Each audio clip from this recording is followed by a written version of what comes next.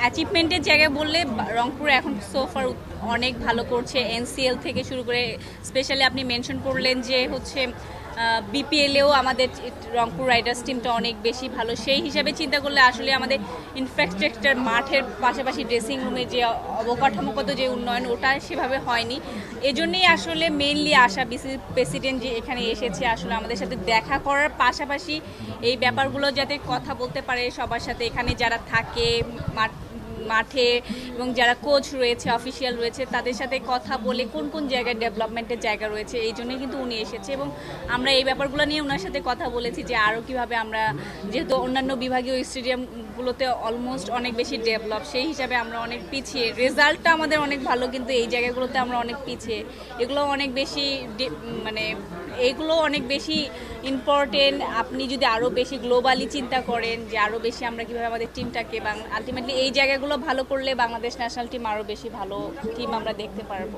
এটা তো অবশ্যই প্রথমত দুঃখজনক এত বছর যে হচ্ছে ক্রিকেট লিগটা ভালো করে হয়নি, first of all. Second thing হচ্ছে এটাই বলা হচ্ছে যাতে আমরা নট অনলি রংপুর, সারা বাংলাদেশের অ্যাটলিস্ট বিভাগীয় পর্যায়ের লিগগুলো যেন ঠিকভাবে হয়।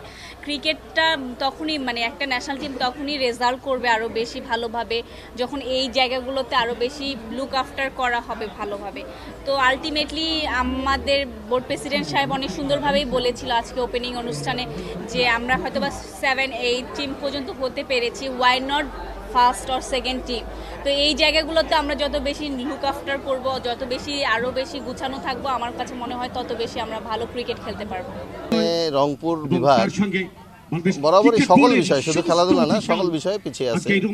কিন্তু তারপরেও এই ক্রিকেটের বিষয়ে যদি বলেন তাহলে সেক্ষেত্রে অনেক কম ফ্যাসিলিটি থাকার পরেও আমাদের রংপুর বিভাগের গত 2-3 বছরের রেজাল্ট অনেক ভালো। এনসিএল আমরা চ্যাম্পিয়ন, আমরা তার আগের বছরে 2 বছর আগে 18 ন্যাশনাল ডিভিশনাল চ্যাম্পিয়ন। সেক্ষেত্রে আমাদের সফলতা আছে এই প্রতিকূলতার মধ্যে। সেটা যদি কিছুটা আরো আগায় দেয়, ক্রিকেট বোর্ড, নতুন প্রেসিডেন্ট সাহেব আছেন, উনি প্লেয়ার ছিলেন, খুব ভালো প্লেয়ার ছিলেন, আমাদের সেঞ্চুরিয়ান প্রথম টেস্টে আমিনুল ইসলাম বুলবুল। তো ওনার যদি একটু সুদৃষ্টি থাকে সেক্ষেত্রে আমাদের ক্রিকেটটাকে একটু আগায় দিলেই হয়তো এই অঞ্চল থেকে আরো অনেক প্রতিভাবান খেলোয়াড়রা অনেক দূর এগিয়ে যেতে পারে। বাংলাদেশ ক্রিকেটকে এগিয়ে নেওয়ার ক্ষেত্রে আমি অন্তত আশাবাদী। রংপুর ডিভিশনের এই 8টি ডিস্ট্রিক্টের ক্রিকেটাররা বাংলাদেশ ক্রিকেটে অনেক ক্ষেত্রেই ডমিনেট করে। অনেক ভালো ভালো প্লেয়াররা আমাদের এখানে আছে, যেমন লিটন দাস, শরীফুল পঞ্চগড়ের, লিটন দাস দিনাজপুরের, মুশফিক বগুড়া,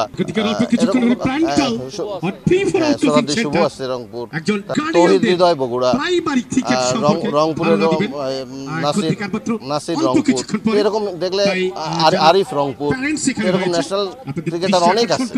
তাদেরকেও যদি তাদের খেলা শেষে তাদেরকে কোনো কাজে লাগিয়ে তাদের সেই ধারা, ইন্টারন্যাশনাল ধারাটা আমাদের রংপুরে যদি ছড়িয়ে দেওয়া যায়, এবং এখানে কিছু উন্নয়নের প্রয়োজন আছে, যেমন বিভাগীয় স্টেডিয়াম নাই, প্রত্যেকটা ডিভিশনে বিভাগীয় স্টেডিয়াম আছে, প্রত্যেকটা বিভাগে ইনডোর আছে, আমরা বর্ষার সময় প্র্যাকটিস করার সেরকম সুবিধা পাই না। সেগুলো যদি করতে পারে কিছুটা, পুরোপুরি হয়তো না, অন্তত উন্নয়নের ধারাটা শুরু করলে আমরা হয়তো অনেক এগিয়ে নিতে পারবো আমাদের এই অঞ্চলের প্রতিভাবান ক্রিকেটারদের।